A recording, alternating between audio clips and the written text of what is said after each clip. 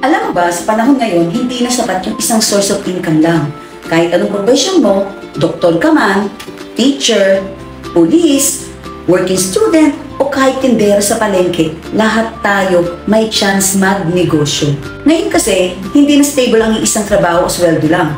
Kung dati, okay na ang isa, ngayon dapat multiple streams of income. Kasi ang gastos, tuloy-tuloy.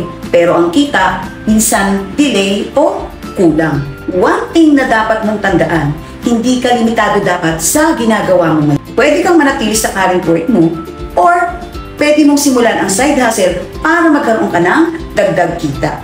At meron akong 3 tips para matagdagan ang iyong side hustle. Number 1, hanapin yung negosyo na mababa ang puhunan pero mataas ang demand. Number 2, gamitin ang social media kasi ito ang pinakalibreng marketing tool ngayon. Wala nang iba pa. And number 3, consistency. Kahit mali pa yan ngayon, lalaki yan kung tuloy-tuloy ka sa ginagawa mong negosyo. Kaya kung gusto mo magsimula ng side hustle, huwag ka nang maghintay. Connect with me dito sa negosyo na ginagawa ko ngayon. Baka ito na yung opportunity na matagal mo nang hinahanap. So paano? Till my next video. See ya! Kita clicks!